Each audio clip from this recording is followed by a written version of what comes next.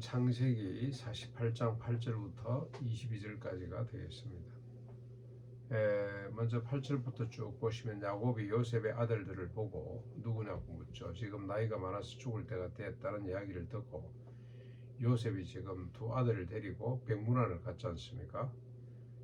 그러니 눈이 흐릿한 이 야곱이 이 요셉이 왔다는 소리를 듣고 앉았습니다만 잘 보지를 못하죠.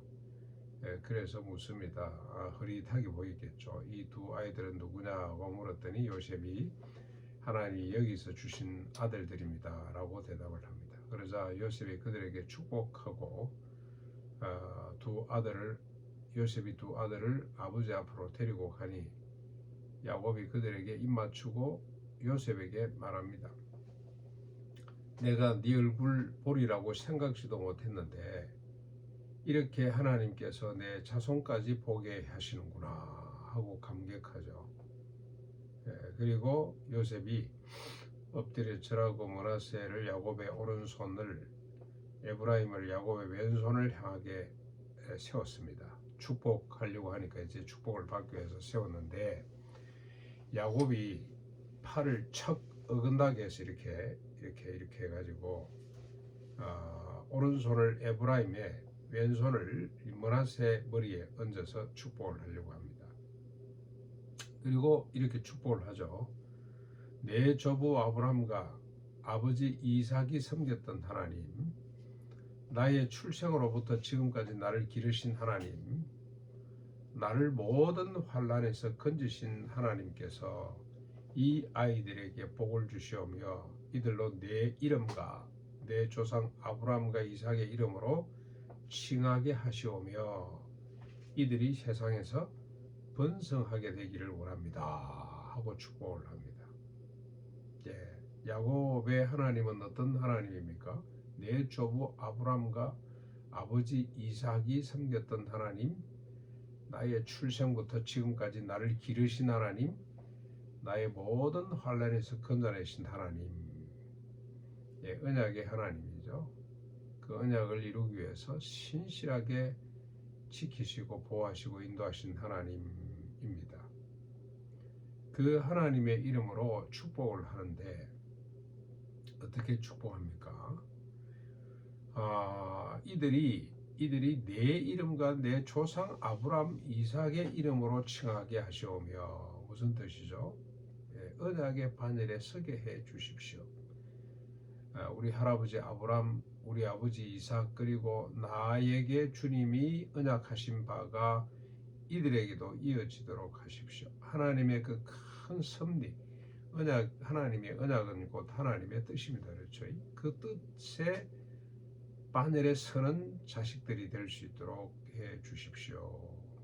세상에 출세하고 세상에서 뭘 얻고 이런 차원이 아니라 지금 야곱이 손자들에게, 이 요셉의 두 아들에게 베푸는 축복은 하나님의 언약의 바늘에 서도록 하는 겁니다. 근데 이제 모르겠어요. 이 야곱이 얼마나 그걸 믿었는지. 큰 민족이 되고 가나안을 기업으로 얻고 그 다음 단계죠. 온 세상을 복되게 하는 이 언약의 바늘에 이 두 아들들도 한 지파들이 되어서 설 수 있도록 해 주십시오. 그런데 요셉이 보니까 오른손이 에브라임 머리에 얹은 것을 보고 기뻐하지 않았어요. 조금 기분이 상해서 아이고, 그래서 아버지 그리 마옵소서, 이가 장자입니다 하고 므낫세 오른손을 들어서 므낫세 위에 얹습니다. 그랬더니 야곱이 내 아들아, 나도 안다. 그도 한 민족이 되어 크겠지만 그의 아우가 그보다 더 큰 자가 될 것이다. 그리고 그들에게 축복하기를 하나님이 내게 에브라임 같고 므낫세 같게 하시기를 원한다고 하면서 에브라임을 므낫세보다 앞세우게 됩니다. 그 요셉도 아버지라 인간인지라 어쩔 수 없이 장자에게 더 큰 축복하기를 원했던 것 같아요. 요셉이 이렇게 믿음의 사람이면서도 뭐 또 인간적인 부분이 있습니다. 그렇게 원했는데 야곱은 아닙니다. 손을 이렇게 어긋져서 에브라임이 동생이죠. 차자입니다. 므낫세가 장자입니다. 에브라임을 더 크게 축복을 하는 겁니다. 자신이 그런 경험을 해서 그렇겠습니까? 아니죠. 147세 야곱은 하나님의 섭리죠. 언약과 성취는 인간의 실존, 인간의 생각이나 인간의 염원을 넘어서고 있다는 걸 그는 알았습니다. 사람의 뜻이 아니고 하나님의 뜻대로 된다는 걸 보여주는 거죠. 요셉은 의도적으로 지금 큰아들을 오른손에 작은아들 왼손에 이렇게 서도록 요셉도 아주 치밀한 사람이죠. 인간적으로 아주 계산이 밝은 사람입니다. 근데 야곱은 아니다. 네 계산은 그렇지만 하나님의 뜻은 그렇게 흘러가는 것이 아니야 하고 한 수 가르쳐 주는 겁니다. 야곱이 요셉에게 또 이릅니다. 나는 죽으나 하나님이 너희와 함께 계시사 너희를 인도하여 내 조상 땅으로 돌아가게 하실 것이다. 내가 내 형제보다 네게 세겜 땅을 더 주기를 원한다 하고 또 축복을 하죠. 죽음을 앞둔 야곱은 하나님의 언약을 멀리서 바라봅니다. 너희들이 살 곳은 이곳이 아니란다. 지금 최고의 권력의 자리에 있지 않습니까? 최고의 나라의 최고의 권력의 자리에 있어요.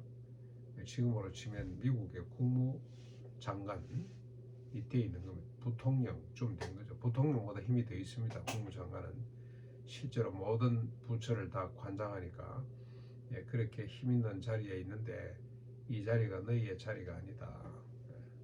죽음을 앞둔 야곱은 멀리서 하나님의 언약을 바라보는 거죠. 멀리서 하나님의 성취, 언약과 성취를 바라보는 믿음의 사람이 되어 있습니다.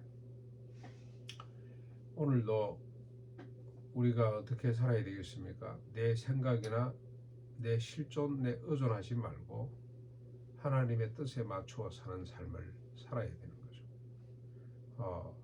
지금 우리 주변에서 벌어지고 있는 또 내 개인적으로 내 주변에서 벌어지고 있는 일들을 볼 때 이해 못할 일들이 참 많습니다.